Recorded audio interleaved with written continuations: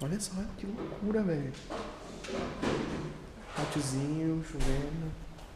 Não, e foi assim, na sexta-feira a Fabi... Ah, não, porque eu tenho uma reunião, tô às 10h30. Eu falei, ei, pera, a gente já tinha marcado. Pode se apresentar, assim, dizer quem tu é, o que tu faz, quais são as tuas iniciativas na música rapidinho, assim, só pra galera que ainda não sabe quem tu és, né?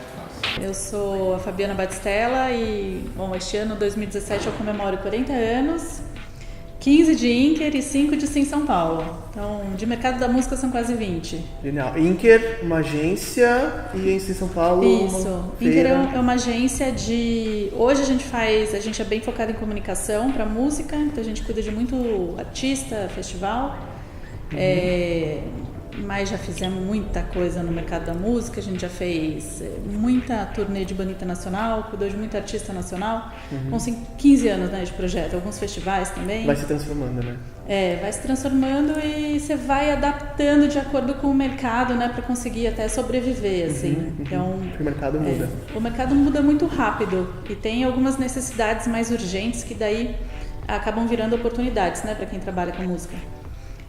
Mas o importante é que a Inker sempre fez o que eu acreditava e o que eu gostava mesmo, tanto na área de produção ou comunicação.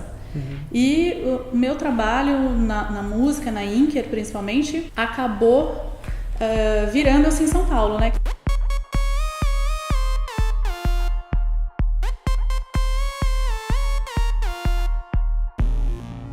A Baza.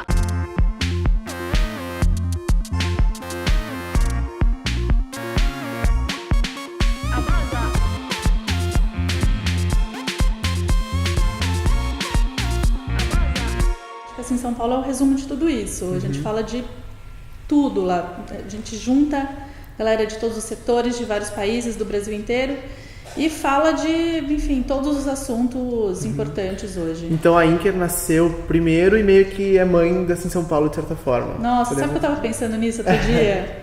Quando a Inker fez 8 anos, eu fiz um texto dizendo que a Inker era minha filha, né? Então era, tipo, minha prioridade na vida e tal. Então, assim, hoje parece que é minha neta. Que loucura. E qual que é o papel que cada uma dessas iniciativas ocupa na tua vida hoje, assim? Tipo, consome teu tempo, basicamente, sabe? No dia a dia, assim. Hoje eu já tô, acho que 70% nasci em São Paulo, durante o ano, né? 30% na Inker. E o plano ano que vem é ficar 100% nasci em São Paulo. Sim. Sem deixar a Inker, mas colocando alguém para administrar a Inker. Por mais que seja uma parada pontual, uma vez por ano rola trampo o ano inteiro na função de fazer... Não, é muito trampo o ano inteiro. E assim, São Paulo já virou outra empresa. E se você não encara esses projetos como empresas que têm planejamento financeiro, de comunicação, enfim, de... estratégias de crescimento, todas essas chatices que quem trabalha com música, né, nunca pensou que teria que fazer isso, mas acaba tendo que fazer. Claro. A empresa não cresce, as coisas não andam, né? Então, acho que todo mundo que trabalha com música entrou nessa porque ama o conteúdo, né? Todo mundo quer ser curador ou artista. Ninguém entra porque, olha, adoro uma planilha, quero administrar uma empresa de música. Adoro planilhas. Mas a gente tem que, né, aprender e tem que fazer. Não, e é louco porque dá, assim, se seguir nessa pegada, daqui a pouco, assim, São Paulo já era um outro projeto, uma outra empresa, e aí tu também, tipo, meio que coloca alguém pra cuidar de São Paulo, tu parte pra outro, e por a aí gente vai.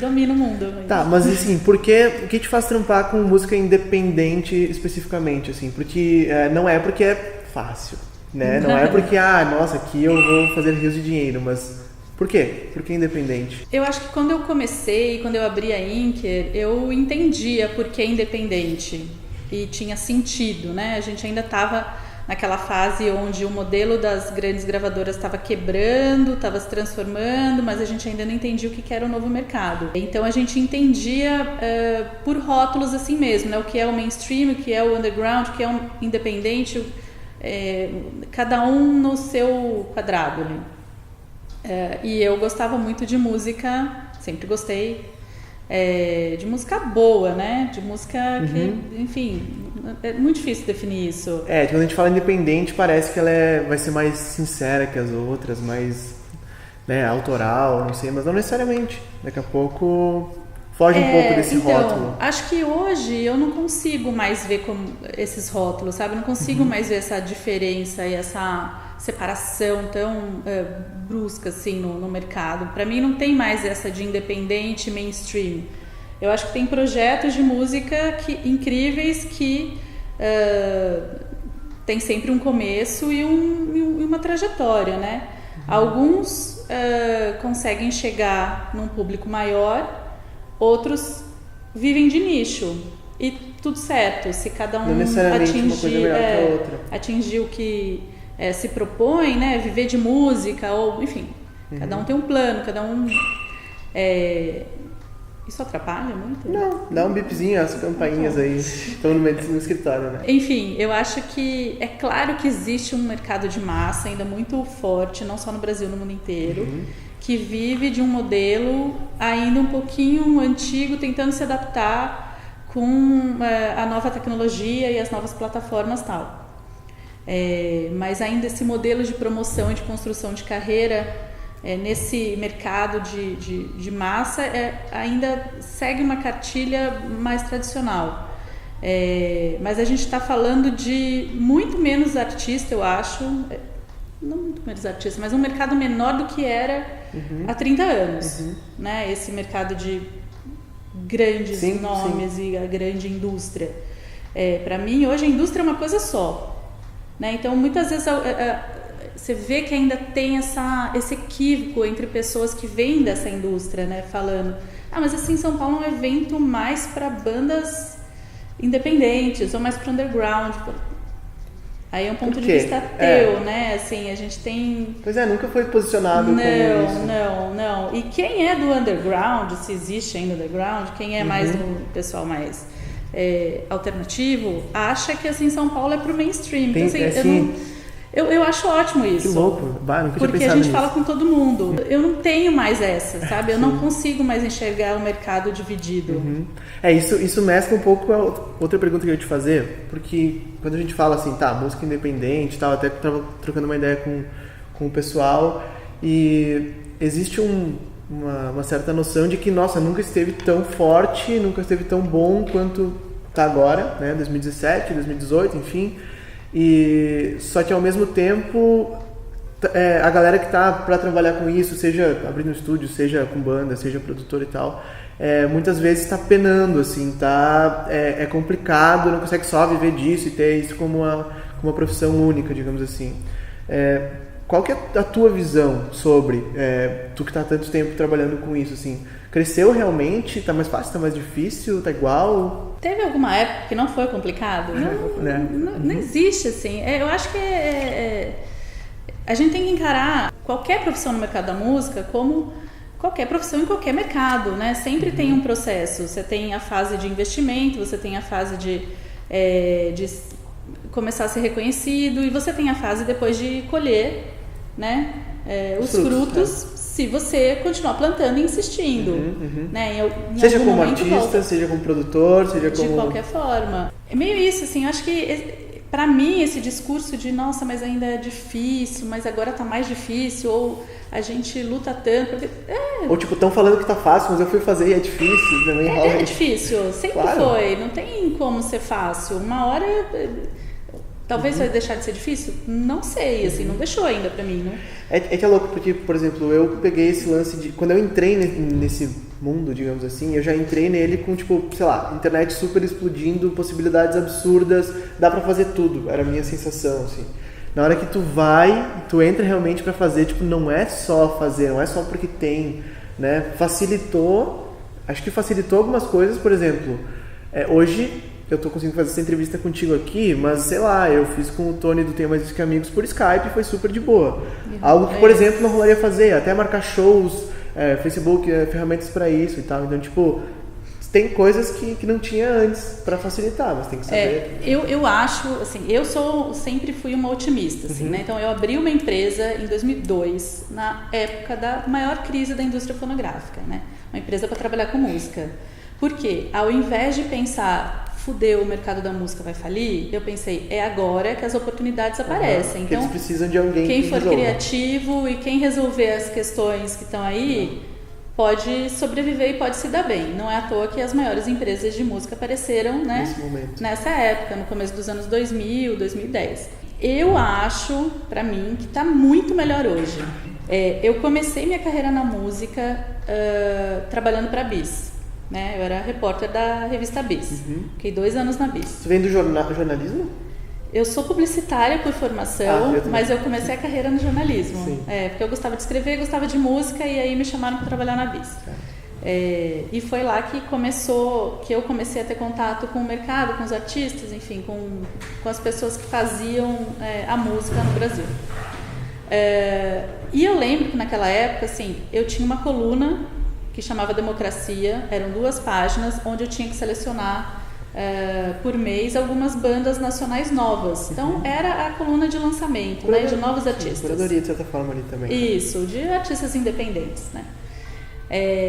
E eu lembro muito claro que era assim, isso foi em 99, 2000, que a gente recebia as demos ainda em CD, né?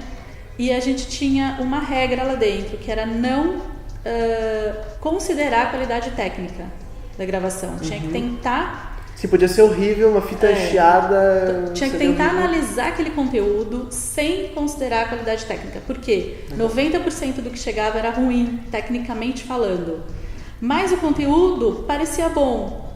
Teria que imaginar aquilo no estúdio massa. Isso. Nossa, porque a gente falava, bom, a tecnologia está dando chance de muita gente gravar, mas ainda é tosco, né? A galera está gravando em casa, no estúdio, enfim...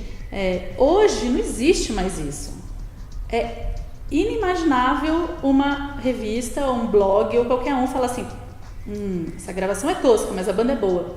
Não existe mais a gravação tosca. Existe, mas não deveria existir. Então, mas aí a gravação tosca, você já fala, a banda não parece boa. Sim. Porque todo mundo faz gravação boa. É o mínimo. Né? Tem muita gravação boa com música ruim, tipo, de certa forma também, às vezes rola. Isso.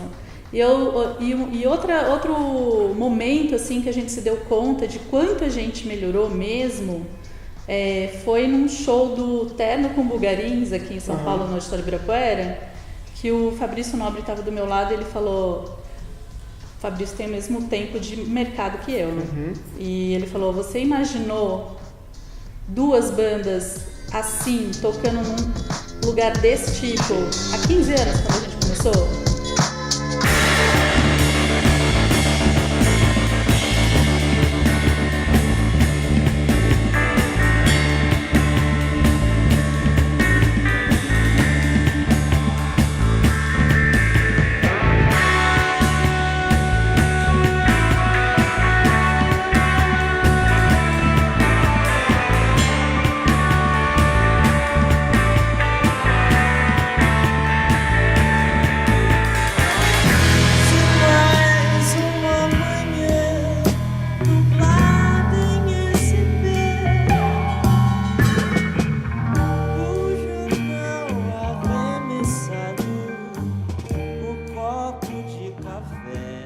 Você imaginou que isso fosse acontecer? Porque não existiam espaços com aquela estrutura há 15, 20 anos para bandas como Terno, Bulgarins.